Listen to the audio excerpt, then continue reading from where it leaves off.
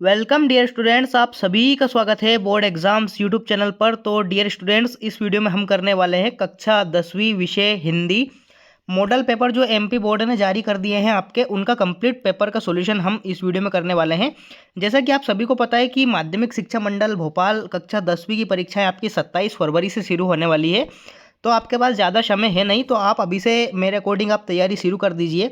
अगर कोई स्टूडेंट ऐसा सोच रहा है कि हमारे पास अभी टाइम है, हम अभी से नहीं पढ़ेंगे, तो वो बहुत ही ज़्यादा गलत कर रहा है। आप धीरे धीरे अभी से पढ़ना चालू करेंगे तो आपको लास्ट टाइम में बहुत ही आसानी होगी, क्योंकि आपके ऊपर प्रेशर नहीं होगा कि मुझे एकदम से इतना याद करना है, एकदम से इतना।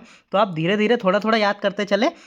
और मैं आपको बता दूं कि एमपी बोर्ड के जो 6 ही विषय के आपके मॉडल पेपर डाले हैं एमपी बोर्ड यानी कि माध्यमिक शिक्षा मंडल ने, वो उनका कंप्लीट सॉल्यूशन मैं आपको करा दूंगा।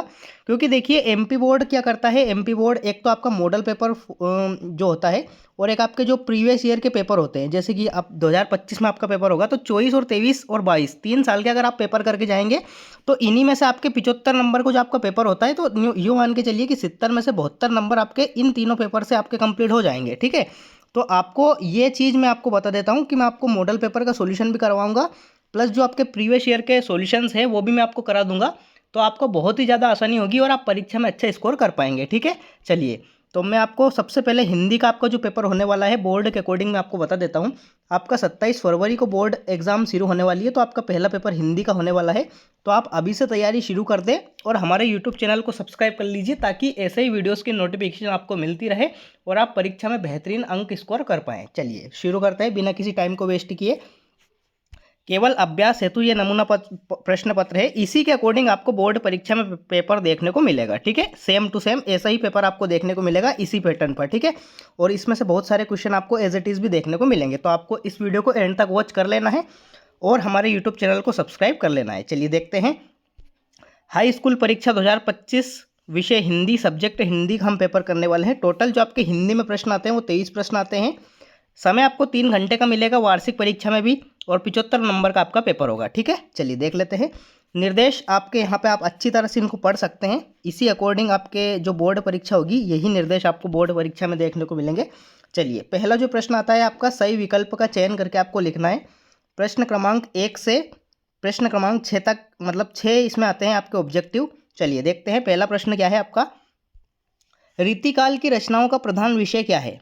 ठीक है, तो आपका आ ऑप्शन आता है प्रकृति वर्णन, बी ऑप्शन आता है आपका श्रृंगार वर्णन, सी ऑप्शन आता है आपका भक्ति वर्णन, और डी ऑप्शन आता है आपका ऋतु वर्णन। तो प्रश्न क्रमांक 1 का आपका सही उत्तर क्या हो जाएगा, श्रृंगार वर्णन। इसी कारण रीतिकाल को श्रृंगार काल भी कहा जाता है, क्योंकि रीतिकाल की रचनाओं का प्रधान विषय श्रृंगार वर्णन है। ठीक है, तो बा ऑप्शन आपका इस क्वेश्चन का करेक्ट आंसर आने वाला है। ठीक है, अलग से मैं जो चीज़ें बता रहा हूँ उनका भी आप ध्यान रखते चलिए, क्योंकि वो भी परीक्षा में आपको डायरेक्ट हिट करेंगी, तो उनका भी आप ध्यान रखिए। दूसरा है आपका जकरी शब्द का अर्थ होता है। तो आपका ए ऑप्शन है व्यर्थ होना, बी ऑप्शन है आपका रटना, सी ऑप्शन है आपका जर्जर होना, और डी ऑप्शन है आपका दुखी होना। तो प्रश्न क्रमांक 2 का आपका सही उत्तर क्या हो जाएगा, व्यर्थ होना, यानी कि आ ऑप्शन आपका इस क्वेश्चन का सही उत्तर हो जाएगा। अगला प्रश्न देखते हैं। जुगुप्सा स्थायी भाव कौन से रस का है, ये आपको बताना है। तो आपका आ ऑप्शन है अद्भुत रस का, बा ऑप्शन है आपका विभत्स रस का, सा ऑप्शन है आपका रौद्र रस का, और द ऑप्शन है आपका भयानक रस का। तो प्रश्न क्रमांक 3 का आपका सही उत्तर क्या आ जाएगा, विभत्स रस का जो स्थायी भाव होता है वो जगुप्सा होता है। तो जगुप्सा इसका राइट आंसर आ जाएगा। साथ ही में आप याद रखिए कि अद्भुत रस का स्थायी भाव क्या होता है, विस्मय होता है। रौद्र रस का स्थायी भाव क्या होता है, क्रोध होता है। और भयानक भयानक रस का आपका स्थायी भाव क्या होता है, भय होता है। ठीक है, तो इस क्वेश्चन का राइट आंसर आपका बा ऑप्शन आ जाएगा, विभत्स रस। अगला देखते हैं। प्रश्न क्रमांक 4वां है आपका, स्वयं प्रकाश जी ने पत्रिका का संपादन किया। स्वयं प्रकाश जी ने निम्नलिखित में से कौन सी पत्रिका का संपादन किया था, ये आपको बताना है। तो आपका आ ऑप्शन आता है सरस्वती पत्रिका, बा ऑप्शन आता है आपका वसुधा पत्रिका, सा ऑप्शन आता है आपका कादम्बरी पत्रिका, और दा ऑप्शन आता है आपका जनवाणी पत्रिका। तो प्रश्न क्रमांक 4 में आपका सही उत्तर क्या हो जाएगा, वसुधा पत्रिका, यानी कि बा ऑप्शन आपका इस क्वेश्चन का सही उत्तर रहने वाला है। अगला प्रश्न देखते हैं। 5वां आपसे पूछा गया है, जिस समास में प्रथम पद विशेषण और दूसरा पद विशेष्य होता है उसे हम कौन सा समास कहते हैं। तो आपका ऑप्शन है इसमें द्विगु समास, बा ऑप्शन है आपका द्वंद्व समास, सा ऑप्शन है आपका अवयवी भाव समास, और दा ऑप्शन है आपका कर्मधारय समास। तो प्रश्न क्रमांक 5 का आपका सही उत्तर क्या आ जाएगा, कर्मधारय समास, यानी कि दा ऑप्शन आपका इस क्वेश्चन का सही उत्तर रहने वाला है। अगला प्रश्न देखते हैं। प्रश्न क्रमांक 6, देहाती दुनिया उपन्यास के लेखक कौन है? तो आपका ए ऑप्शन है शिव पूजन सहाय, बी ऑप्शन है आपका कमलेश्वर, सी ऑप्शन है आपका फणीश्वर नाथ रेणु और डी ऑप्शन है आपका आनंद यादव। तो प्रश्न क्रमांक 6 का आपका सही उत्तर क्या हो जाएगा? शिव पूजन सहाय, यानी कि आ ऑप्शन आपका इस क्वेश्चन का सही उत्तर रहने वाला है। ठीक है, आ ऑप्शन। तो इस प्रकार से आपके परीक्षा में आपको जो सही विकल्प है आपसे पूछे जाएंगे। ठीक है, सही विकल्प का चयन करके लिखिए। इसी प्रकार से आपको वार्षिक परीक्षा में भी देखने को मिलेगा। चलिए अगला देखते हैं। अगला प्रश्न आएगा आपकी परीक्षा में, रिक्त स्थानों की पूर्ति कीजिए। चलिए इनको देख लेते हैं। पहला है आपका उत्साह एक रिक्त स्थान गीत है। तो उत्साह एक आह्वान गीत है। आह्वान आप में इसको राइट आंसर लिखना है। पहले में आपको राइट आंसर क्या लिखना है? आह्वान। अगला क्या है आपका? वीर भयानक तथा रौद्र रस में रिक्त स्थान गुण होता है। तो इसमें आपका राइट आंसर क्या जाएगा? ओज गुण होता है। वीर भयानक तथा रौद्र रस में ओज गुण होता है, ये आप याद रखिए। अगला है नायक के जीवन की किसी एक घटना का पूर्णता के साथ चित्रण रिक्त स्थान में होता है। तो किसी एक घटना का चित्रण पूछे तो खंड काव्य में होगा और संपूर्ण घटनाओं का वर्णन पूछे तो आपका महाकाव्य में होगा। तो इस क्वेश्चन का राइट आंसर आपको खंड काव्य करना है। अगला है आपका प्रश्न क्रमांक 4, बाल गोविंद भगत के गीतों में रिक्त स्थान का भाव व्यक्त हुआ है।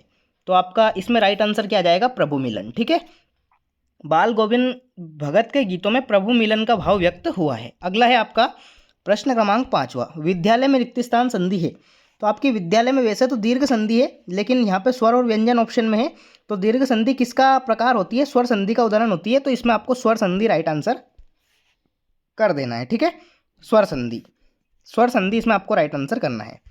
प्रश्न 6 है आपका, लेप्चा और रिक्त स्थान सिक्किम की स्थायी जातियां हैं। तो इसमें आपको राइट आंसर लिखना है लेप्चा और भूटिया। ठीक है, लेप्चा और भूटिया जो है वो सिक्किम की स्थानीय जातियां होती है। ठीक है, तो इसमें आपको राइट आंसर क्या लिखना है? भूटिया लिखना है।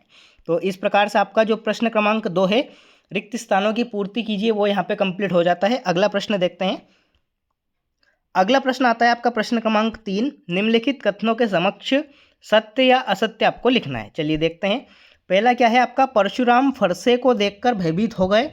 तो ये आपका बिल्कुल गलत बात है। ठीक है, असत्य, क्योंकि परशुराम जी तो स्वयं फरसा लाए थे, ना कि भयभीत हुए थे। ठीक है, तो पहले में आपको असत्य राइट आंसर लिखना है। अगला क्या है आपका? अगला है दूसरा, दोहा एक वार्णिक छंद है। नहीं, दोहा एक मात्रिक छंद है। इसमें मात्राओं की गणना होती है।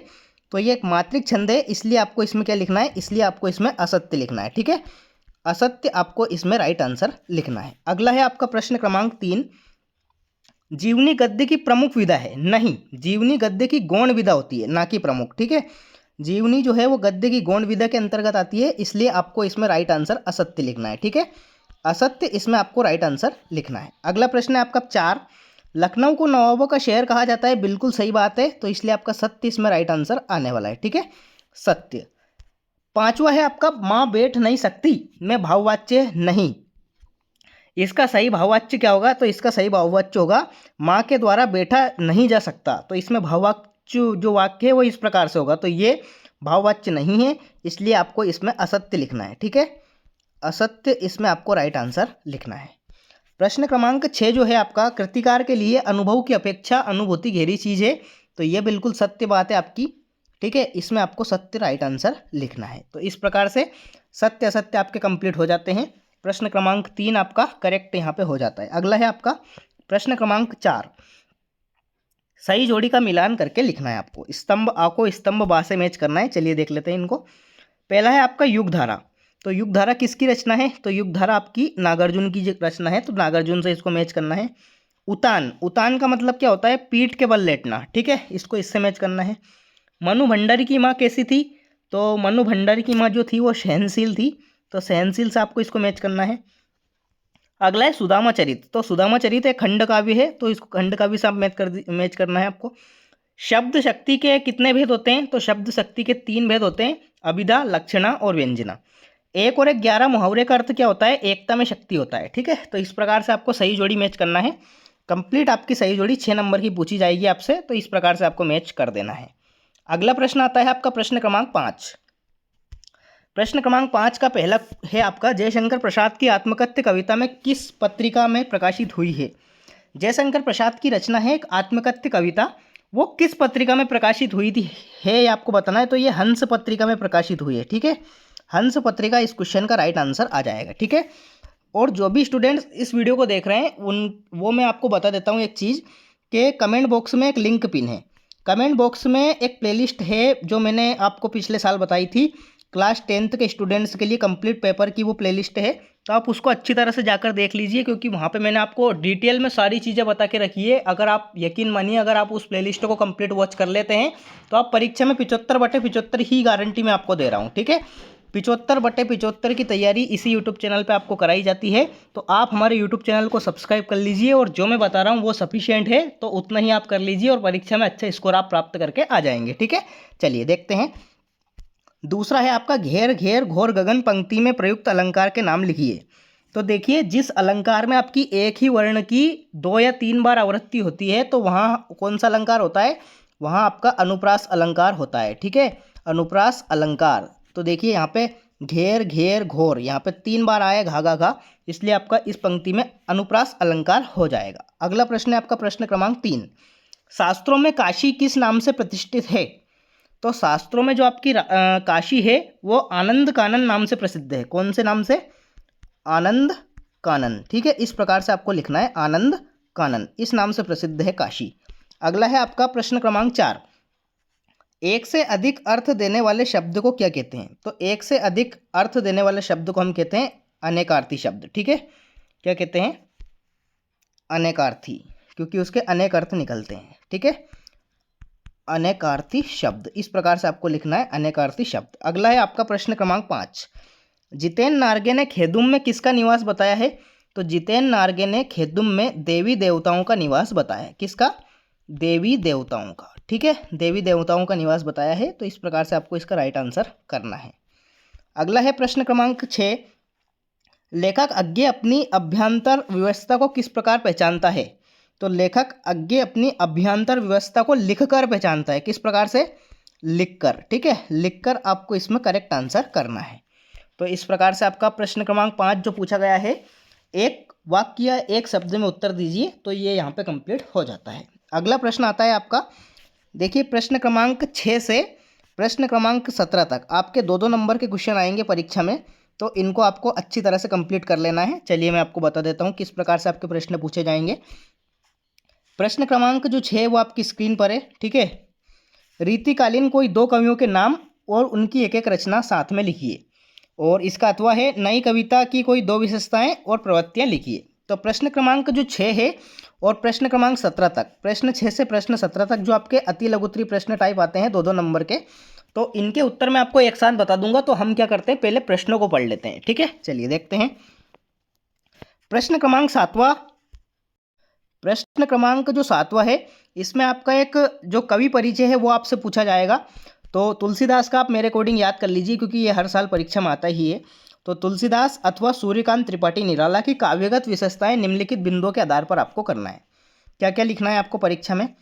एक तो है आपकी 2 रचनाएं, 2 रचनाएं, इनमें से किसी एक की आपको याद कर लेना है, 2 रचनाएं, और दूसरा है भाव पक्ष या कला पक्ष। ठीक है, अगला प्रश्न आता है आपका प्रश्न क्रमांक 8वां। परशुराम ने सहस्त्रभाऊ का वध क्यों किया था और इसका अथवा क्या है? मुरझाकर गिर रही पत्तियां किसका प्रतीक है? इनके माध्यम से कवि जयशंकर प्रसाद क्या कहना चाहते हैं? ठीक है, ये आपका प्रश्न क्रमांक 8 का अथवा हो जाएगा। अगला आता है आपका प्रश्न क्रमांक 9। प्रश्न क्रमांक 9 आपसे पूछा गया है, कवि नागार्जुन के अनुसार फसल क्या है और इसका अथवा क्या है? संगीतकार किन किन मुख्य रूपों में गायक गायिकाओं की मदद करते हैं? ठीक है, संगीतकार किन किन रूपों में गायक गायिकाओं की मदद करते हैं, ये आपको बताना है। अगला प्रश्न आता है आपका प्रश्न क्रमांक 10वां। प्रबंध काव्य किसे कहते हैं, उनके प्रकार के नाम लिखिए, और इसका अथवा क्या है? माधुर्य गुण की परिभाषा उदाहरण सहित दीजिए। ये आपका प्रश्न क्रमांक 10वां हो जाएगा। अगला प्रश्न है आपका प्रश्न क्रमांक 11वां। मोस्ट रिपीटेड क्वेश्चन है, ये हर बार परीक्षा में आता ही है। चौपाई छंद के लक्षण उदाहरण सहित लिखिए, और इसका अथवा क्या है? पुनरुक्ति प्रकाश अलंकार की परिभाषा उदाहरण सहित लिखिए। ठीक है, प्रश्न क्रमांक 11वां हो जाएगा। अंतर वेरी वेरी आईएमपी है दोनों, ये भी हर साल परीक्षा में आपके पूछे ही जाते हैं, तो इनको आपको खास ध्यान रखना है। ठीक है, ये परीक्षा में आते ही है भाई। प्रश्न क्रमांक 12वां है आपका, कहानी और उपन्यास में कोई 2 अंतर लिखिए, और अथवा है इसका नाटक और एकांकी में कोई 2 अंतर लिखिए। ठीक है, अगला है आपका प्रश्न क्रमांक 13वां। लेखक परिचय आपसे पूछा जाएगा। जो आपके पाठ होते हैं गद्य के, उनमें आपके जो रचयिता होते हैं उनके पाठ के लेखक, उन्हीं में से किसी एक के ऊपर आपको जो लेखक परिचय होता है वो लिखना होता है। तो यहाँ पे कौन कौन से दे रखे हैं? रामवृक्ष बेनीपुरी अथवा यशपाल की साहित्यिक विशेषताएं निम्नलिखित बिंदुओं के आधार पर लिखिए। पहला होगा आपकी दो रचनाएं, दूसरा आपको भाषा शैली लिखना है। ठीक है, दोनों में से किसी एक की आपको करना है। तो ये आपका परीक्षा में 2 नंबर का क्वेश्चन पूछा जाएगा। अगला प्रश्न है आपका प्रश्न क्रमांक 14। नवाब सौब द्वारा खीरा खाने की तैयारी का वर्णन लखनवी अंदाज पाठ के आधार पर कीजिए। और इसका अथवा क्या है, लेखिका मनु भंडारी के व्यक्तित्व पर किन किन व्यक्तियों का प्रभाव किस रूप में पड़ा था। प्रश्न क्रमांक 14 ये समाप्त हो जाता है। अगला आता है आपका प्रश्न क्रमांक 15। प्रश्न क्रमांक 15 है आपका शहनाई की दुनिया में डुमराव को क्यों याद किया जाता है। और इसका अथवा क्या है, लेखक भदंत आनंद कौशल्यायन के अनुसार सभ्यता क्या है। ये आपका प्रश्न क्रमांक 15 हो जाएगा। अगला है आपका प्रश्न क्रमांक 16। प्रश्न क्रमांक 16 है आपका निम्नलिखित वाक्यांश के लिए एक शब्द लिखिए। तो पहला है आपका अत्यधिक बढ़ा चढ़ाकर कही गई बात।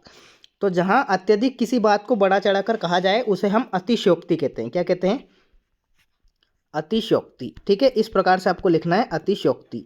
और अगला क्या है आपका, जिसे बांटा ना जा सके तो उसे हम क्या कहेंगे, जिसे बांटा ना जा सके उसे हम कहेंगे अविभाज्य। ठीक है, अविभाज्य। ठीक है, इसे हम कहेंगे अविभाज्य। इस प्रकार से आपको लिखना है। इसका अथवा वाला भी आप कर सकते हैं। निम्नलिखित लोकोक्तियों के अर्थ लिखते हुए वाक्य में प्रयोग कीजिए। तो इसमें आपका पहला पूछा गया है, आम के आम गुठलियों के दाम। तो इसमें आपको इसका अर्थ क्या हो जाएगा कि एक बार खर्च करने पर 2 बार लाभ होना। ठीक है, इस प्रकार से आपको लिखना है कि एक बार खर्च अगर कोई चीज़ हम कर दें तो उसका हमें 2 बार लाभ हो जाए। ठीक है, और दूसरा है आपका ऊँट के मुंह में जीरा। तो इसका अर्थ होता है ज़रूरत से बहुत ज़्यादा मात्रा में कोई चीज़ मिलना। इसका अर्थ ये होता है। तो इस प्रकार से आपको करना है। प्रश्न क्रमांक 17 है आपका, कभी श्वेत तो कभी रंगीन पताओं को लगाना किन अलग अलग अवसरों की ओर संकेत करता है, ये आपको बताना है। और इसका अथवा क्या है, लेखक अज्ञा के अनुसार प्रत्यक्ष अनुभव की अपेक्षा अनुभूति उनके लेखक में कहीं अधिक मदद करती है। इसका क्या कारण है। तो ये आपका प्रश्न क्रमांक 17 हो जाएगा। तो आपके प्रश्न क्रमांक 6 से प्रश्न क्रमांक 17 तक जो 2-2 नंबर के क्वेश्चन आपसे पूछे गए हैं उनके कंप्लीट आंसर अपन देख लेते हैं। ठीक है, चलिए देखते हैं। देखिए प्रश्न क्रमांक जो 6 है उसका उत्तर आपकी स्क्रीन पर है। थोड़ा सा जूम करके अपन देखते हैं। अच्छी तरह से आप वीडियो को देखते रहिए, बहुत सारी जानकारी मैं आपको बता दूंगा। मैं आपको इस प्रकार से तैयार कर दूंगा कि आप वार्षिक परीक्षा में 75/75 ही प्राप्त करके आओगे भाई। ठीक है, इस यूट्यूब चैनल पे तैयारी बहुत ही बेहतरीन कराई जाती है। तो आप हमारे यूट्यूब चैनल को सब्सक्राइब कर लीजिए, बार बार कह रहा हूँ। और जो विद्यार्थी अभी से तैयारी करने का नहीं सोच रहे हैं तो वो बहुत ही बड़ा बेवकूफ़ है, क्योंकि उसको पता चलेगी जो आपकी परीक्षा जाएंगी निकट निकट तो उसको बहुत ही ज़्यादा डर लगेगा कि सर आप क्या करूं, सर एक वीडियो से पास कैसे हो जाऊं। उस टाइम पे उसका दिमाग खराब हो जाएगा। तो आप अभी से धीरे धीरे तैयारी करते रहिए ताकि आपको वार्षिक परीक्षा के टाइम पर लोड ना आए आपके दिमाग के ऊपर कि सर हमें कुछ नहीं याद है। अभी से धीरे धीरे आप तैयारी करके चलिए, क्योंकि बहुत ही जल्दी आपकी परीक्षाएँ होने वाली है। तो आप अभी से तैयारी शुरू कर दो भाई। ठीक है, चलिए देखते हैं इनके उत्तर। प्रश्न क्रमांक जो 6 है उसमें आपसे पूछा गया था रीतिकाल के 2 कवियों के नाम और उनकी 2-2 रचनाएं। ये रही। केशव दास की रचनाएं आपकी दे रखी है, कवि प्रिय रसिक प्रिया, ये केशव दास की रचनाएं हैं। और एक और है आपके बिहारी की रचना क्या हो जाएगी, बिहारी सत्सई हो जाएगी। ठीक है, आपको नाम और रचनाएं लिखनी है केवल। तो ये प्रश्न क्रमांक 6 का उत्तर हो जाएगा। तो आप इसका स्क्रीनशॉट लेकर आप इसको अच्छी तरह से याद कर सकते हैं। अगला आता है प्रश्न क्रमांक 6 का अथवा, नई कविताओं की 2 विशेषताएं आपको बताना है। तो 2 विशेषताएं यहाँ पे दे रखी है। पहली हो जाएगी लघु मानववाद की प्रधानता और दूसरी हो जाएगी प्रयोग में नवीनता। ठीक है, यह प्रश्न क्रमांक 6 का अथवा का आंसर हो जाएगा। अगला प्रश्न आता है आपका कवि परिचय का। तो कवि परिचय का आपके 2 पूछे गए थे। ठीक है, उनमें से मैंने तुलसीदास जी का आपको बता दिया है। 2 रचनाएं आपकी दे रखी है, विनय पत्रिका, रामचरितमानस, पार्वती मंगल, दोहावली।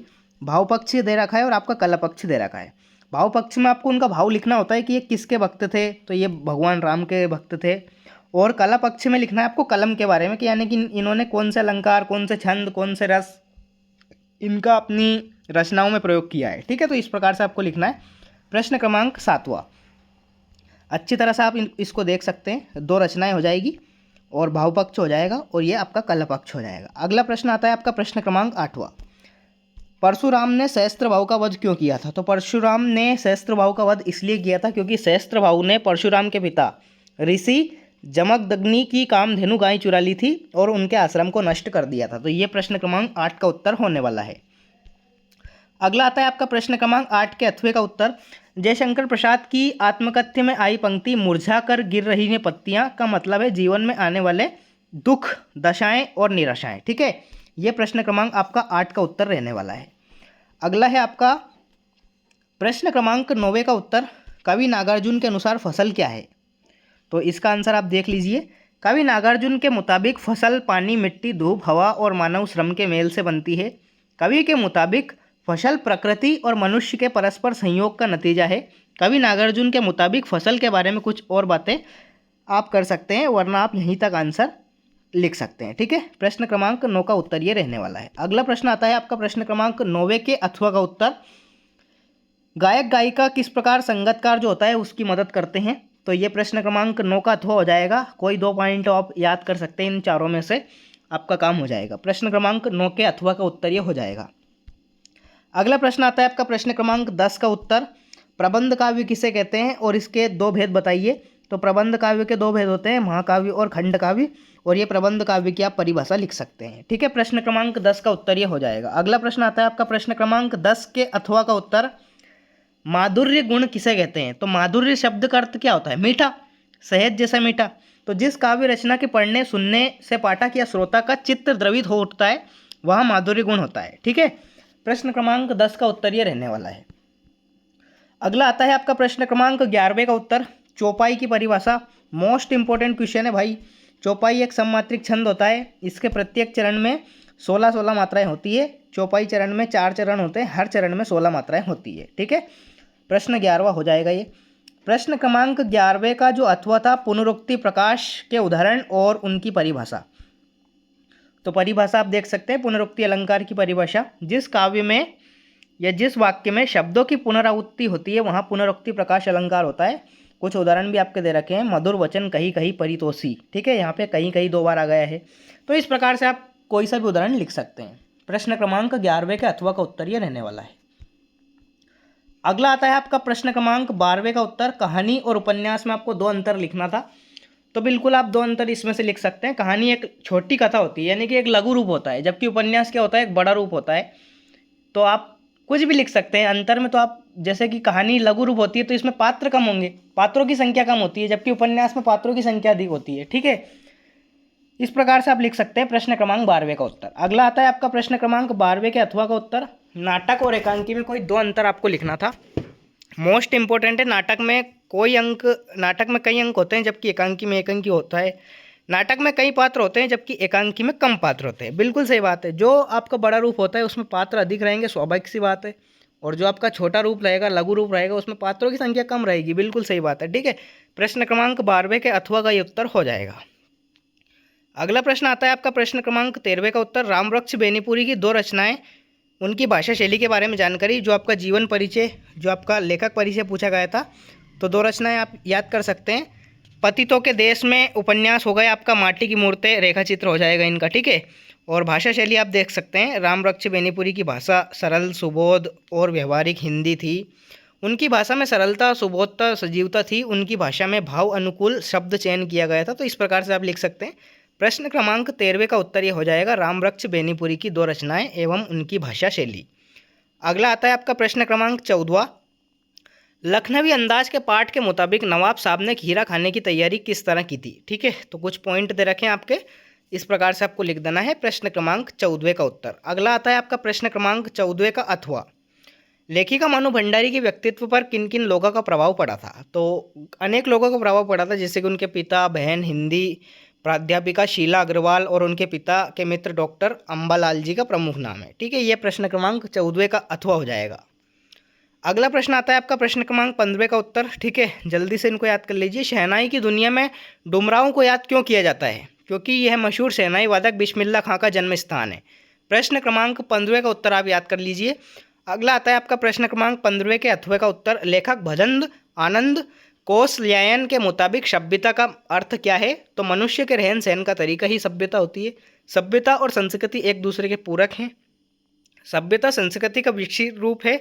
सभ्यता और संस्कृति के बारे में लेखक के विचार आपको बताना है। तो प्रश्न क्रमांक 15 के अथवा का उत्तर ये हो जाएगा। अगला आता है आपका प्रश्न क्रमांक 16। तो मैंने आपको बता दिया है, जो मुहावरे आपके पूछे गए थे, तो आप 17 याद कर लीजिए। प्रश्न क्रमांक 17 का उत्तर आपकी स्क्रीन पर है। आप इसको अच्छी तरह से याद कर सकते हैं इसका स्क्रीनशॉट लेकर, और प्रश्न क्रमांक 17 का अथवा जो है उसका आंसर भी आपकी स्क्रीन पर है, तो आप इनको अच्छी तरह से याद कर लीजिए। तो इस प्रकार से आपके प्रश्न क्रमांक 6 से प्रश्न क्रमांक 17 तक जो आपके 2-2 नंबर के प्रश्न हैं उनके कंप्लीट आंसर मैंने आपको बता दिए हैं। चलिए फिर से चलते हैं अपन पेपर की ओर, जो आपके 3-3 नंबर के क्वेश्चन है वो अपन देख लेते हैं। देखिए प्रश्न क्रमांक 17 तक आपके 2-2 नंबर के प्रश्न समाप्त हो जाते हैं। अब प्रश्न क्रमांक 18 से प्रश्न क्रमांक 20 तक यानी कि 3 क्वेश्चन आएंगे आपके 18, 19, 20, ये 3-3 नंबर के रहने वाले हैं 3 क्वेश्चन। तो इनको अपन देख लेते हैं कि किस प्रकार से आपसे पूछे जाएंगे। प्रश्न क्रमांक 18 में आपको एक पद्यांश दिया जाएगा जिसमें आपको संदर्भ प्रसंग सहित व्याख्या लिखनी रहेगी। 2 आएंगे आपके अथवा में दे रखा होगा, तो आपको जो उचित लगे उसको आप याद कर सकते हैं। ये आपकी पाठ्य पुस्तक में से आएगा पद्यांश में से, ठीक है। दोनों में से किसी एक को आपको संदर्भ प्रसंग व्याख्या सहित लिखना है। इसी प्रकार से आपका जो एक गद्यांश आएगा प्रश्न क्रमांक 19 में 2 गद्यांश आपसे पूछे जाएंगे, दोनों में से किसी एक का उत्तर आपको लिखना है। संदर्भ प्रसंग सहित व्याख्या आपको करनी है। 3-3 नंबर के क्वेश्चन रहने वाले हैं, ठीक है। गद्यांश में से आपकी जो पाठ्य पुस्तक है उसमें से पूछा जाएगा, संदर्भ प्रसंग और व्याख्या आपको लिखना है। अगला प्रश्न आता है आपका एक ग्रामर से रिलेटेड। इसमें आपको पत्र, जो आपका विज्ञापन होता है, अनुच्छेद होता है, किसी एक के बारे में आपको लिखना पड़ेगा। तो यहाँ पे क्या पूछा गया है, धूम्रपान को रोकने के लिए उसकी हानियाँ बताते हुए एक विज्ञापन बनाकर लिखिए। और अथवा वाला भी आप कर सकते हैं, मेरे जीवन का लक्ष्य विषय पर एक अनुच्छेद लिखिए। दोनों में से कोई एक आपको करना रहेगा। ये आपका प्रश्न क्रमांक 20वां आपसे पूछा जाएगा 3 नंबर का। अगला आता है आपका प्रश्न क्रमांक 21 से प्रश्न क्रमांक 23 तक 4-4 नंबर के क्वेश्चन आपसे पूछे जाएंगे। 21, 22, 23, 23 3 प्रश्न आपसे पूछे जाएंगे 4-4 नंबर के, ठीक है। यानी कि 12 नंबर के आपके 4-4 नंबर के प्रश्न आपसे पूछे जाएंगे। चलिए देखते हैं। प्रश्न क्रमांक 21वां आपसे पूछा जाएगा, निम्नलिखित अपठित काव्यांश और गद्यांश को पढ़कर पूछे गए प्रश्नों के उत्तर लिखिए। अथवा में रहने वाला है ये, आपको जो उचित लगे, या तो आप गद्यांश कर सकते हैं या पद्यांश कर सकते हैं। तो ये आपका पद्यांश दे रखा है, इनके प्रश्नों का उत्तर ये आपको देना है। 4 प्रश्न आपसे पूछे जाएंगे, यहाँ पे दे रखे हैं, ठीक है। ये आपके पद्यांश के प्रश्न हो गए हैं। और इसके अथवा में आपको एक गद्यांश दे रखा होगा, तो या तो आप ये एक पद्यांश कर सकते हैं या आप एक गद्यांश कर सकते हैं। 4 नंबर का प्रश्न है, जो आपको उचित लगे पहले आप इनको पढ़ लीजिए, फिर जिन प्रश्नों के आपको उत्तर आ रहे हैं, चाहे वो पद्यांश के हो चाहे वो गद्यांश के हो, उसको आप परीक्षा में नोट कर दीजिए। ये आपका प्रश्न क्रमांक 21वां हो जाएगा। अगला आएगा आपका प्रश्न क्रमांक 22वां। एक पत्र या एप्लीकेशन आपसे पूछा जाएगा। तो यहाँ पे क्या दे रखा है, विद्यालय में खेल सामग्री की मांग करने हेतु अपने प्राचार्य को एक आवेदन पत्र लिखिए। और इसका अथवा क्या है, समय के सदुपयोग और परिश्रम पर बल देते हुए अपने छोटे भाई को पत्र लिखिए, ठीक है। इजीली कर सकते हैं। हिंदी क्योंकि एक लैंग्वेज है, इसमें ऐसा नहीं कि हर चीज़ आपको रटनी पड़ेगी, आप मन से भी लिख सकते हैं बहुत सारी चीज़ें, तो आप आसानी से कर सकते हैं। बस आपको एक तरीका याद होना चाहिए। 23वां और अंतिम प्रश्न आपसे निबंध पूछा जाएगा। 5 टॉपिक आपके दे रखे हैं, किसी एक विषय पर आपको सार गर्भित निबंध लिखना है, बिल्कुल रिलेवेंट निबंध लिखना है, क्योंकि 4 नंबर में आपका निबंध आएगा। तो आप उतना ही लिखें जितनी ज़रूरत हो, फालतू से पेज भरने से कोई मतलब नहीं होता है, उसमें आपके नंबर और काट लिए जाएंगे। आप अच्छा रिलेटेड लिखे, स्वच्छ लिखे, साफ लिखे, यही होता है परीक्षा में अच्छे अंक प्राप्त करने का एक मूल मंत्र। तो जो मैं आपको बता रहा हूँ उसी प्रकार से आपको करना है, ठीक है। तो डियर स्टूडेंट्स, इस प्रकार से आपका कंप्लीट जो मॉडल पेपर होता है वो यहाँ पे कंप्लीट हो जाता है। मैं आपको इसी तरह से सभी विषय के जो मॉडल पेपर है वो अपलोड करता रहूँगा, तो आप उन वीडियोस को भी अच्छी तरह से वॉच कर लीजिए। और साथ ही में जो आपके प्रीवियस ईयर के पेपर हैं, चाहे वो 2023 का हो, 24 का हो या फिर 22 का हो, मैं आपको सारे पेपर अपलोड करता रहूँगा, तो आप उनको भी देखते जाइए। क्योंकि एमपी बोर्ड इसी प्रकार से इन्हीं प्रश्नों में से आपका पूछा जाएगा। आपकी जो 2025 की वार्षिक परीक्षाएँ होंगी उन्हीं में से आपका पूछा जाएगा। तो आप अच्छी तरह से तैयारी करते रहिए और हमारे यूट्यूब चैनल से जुड़े रहिए। मिलते हैं अगले वीडियो में, तब तक के लिए टाटा बाय बाय, जय हिंद, वंदे मातरम।